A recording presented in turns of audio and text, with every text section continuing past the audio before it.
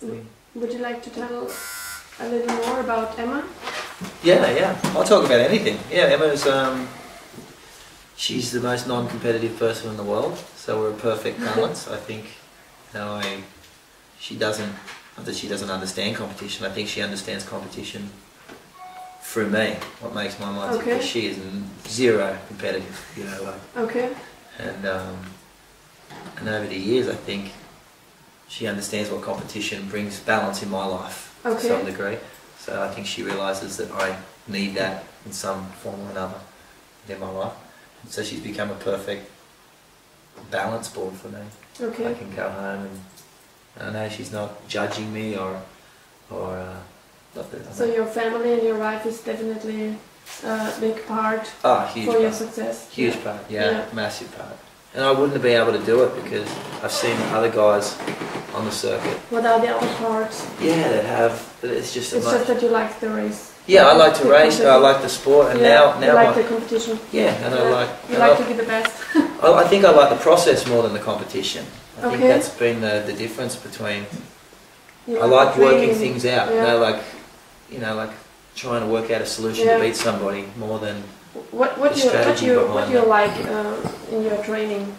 Being outside, being in nature, I enjoy the regularity, I think I enjoy I think more than anything, like when I go home now, it's the end of the season, what I miss the most, I miss looking at the athletes that I've just raced, because as a competitor I enjoy learning that about somebody on a level that's completely off talking. When you race somebody, like with Andreas, I think I got to know Andreas in Kona better than many people know him, because you suffer next to him. You don't say a word, but you learn their character, and you learn a lot about the person. The fact that he chased you, you learn a lot about, and I think that's the bond you have as athletes.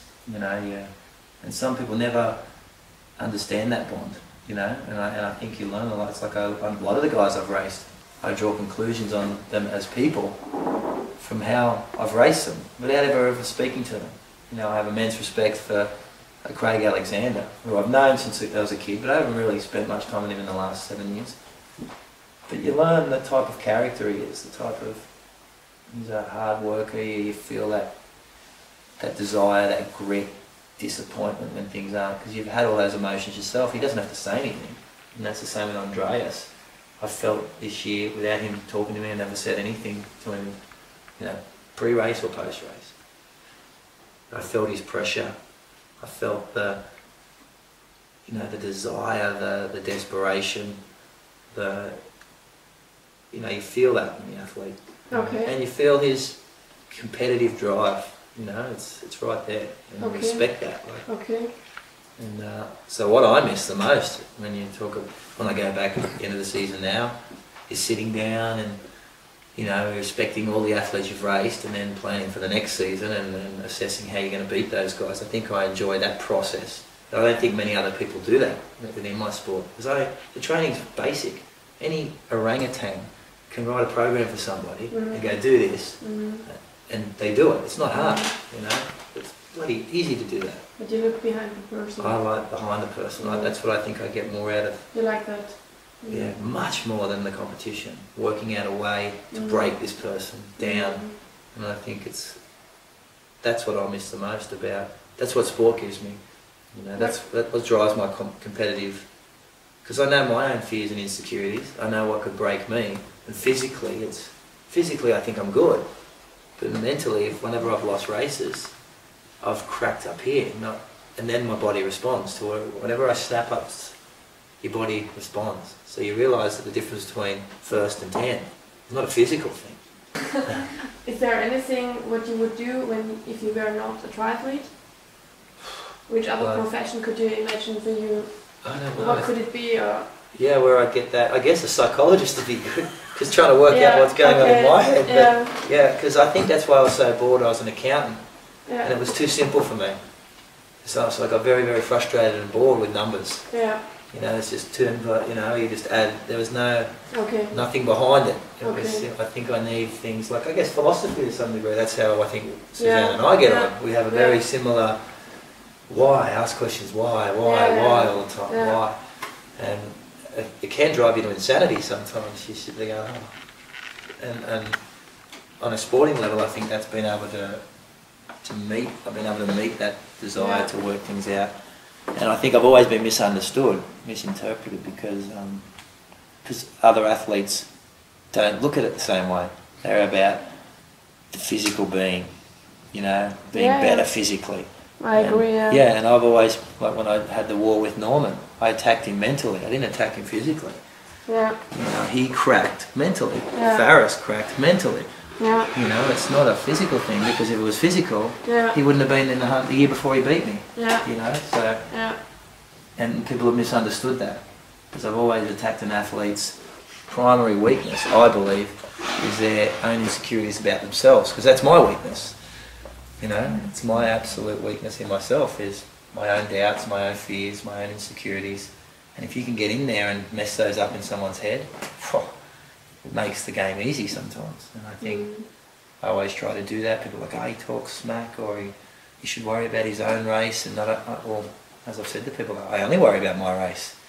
You know, when I'm talking shit about people, and it's not shit when I'm trying to highlight their weaknesses and strengths and create doubt in their own head. I'm not doing it for them. I'm doing it for me.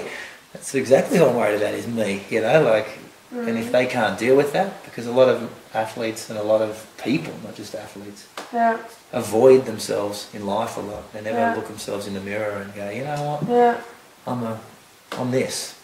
And that's your primary weakness that'll break people. And in athletics, in sport, that is it. And that's why I love watching tennis. When you watch an athlete crack in tennis, they're playing something on 1 point.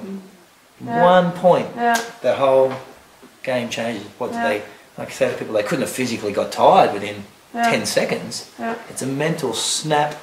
And that's why you can appreciate a great tennis player who doesn't, you know, I used to really love Agassi in his later years. His early years, I thought he was a bit of a, you know, but in his later years when he hooked up with Steffi Graf and he found that balance and he had some confidence. I don't know whether Steffi brought that, but he seemed to be more balanced. He was so strong mentally. And he had his best. He won more at the end of his career than he did at the start of his career. And I attribute that all to the brain. And in our sport, being Ironman, it's just such a fit. Everyone just thinks of it as physical.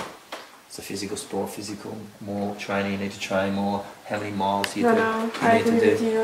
And they don't appreciate they don't appreciate the game is... Yeah, they're interested in the basics. So, what do you like in Germany?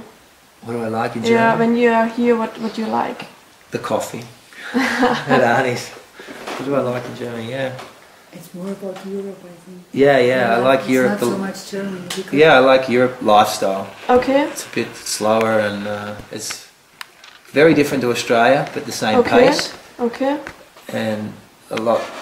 Yeah, when I go to America, America is okay. Let's go. You know, it's you got to take a breath. And in Australia, I go home and it's definitely down a beat. Europe is definitely down a beat, but it's so different in surroundings and culture that I like the pace and I can appreciate everything around me. Okay. So, so it's like your second home, Europe? Yeah, I guess, More than the United States? USA, I'm comfortable because I'm English speaking. Yeah. If I could speak the languages here, I'm sure I could spend a lot more time here comfortably. Okay. I think the barrier for me really relaxing here, and I think that's why I'm very good here in Wiesbaden, because I have a crew of people that speak the language. But if I often think that if language wasn't an issue, then I could comfortably live in Europe. Okay. Comfortably, And America is easier for me, primarily for the language, course, but I find the pace, I stress out a lot there. You know, it's very quick and but the language is a huge thing. Which meals do you like in Europe? What are your favorite meals? Anything hot and spicy made here in Wiesbaden, Okay. Yeah, what else do I like in Europe? Would you like to tell a little about your nutrition?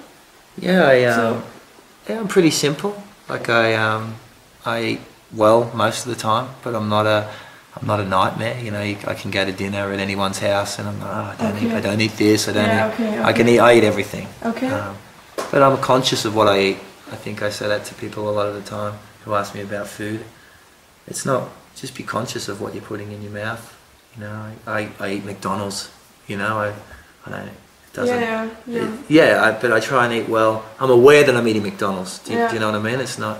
I'll be like, oh, I had McDonald's today, and then I mightn't have it for. I remember that Sylvia from St. Pölten had bring. Yeah, to McDonald's. Yeah, exactly. Late in the night. Yeah, exactly. And I've always said that the dilemma with things that you do is it's not what you do, it's the guilt you attach to that thing that's more destructive than, you know, how do I go to McDonald's and go, I can't believe I had McDonald's for the next week.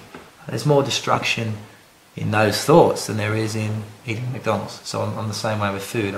I attach no guilt to what I do, but I'm aware and conscious of what I'm eating, and I try and eat well all the time.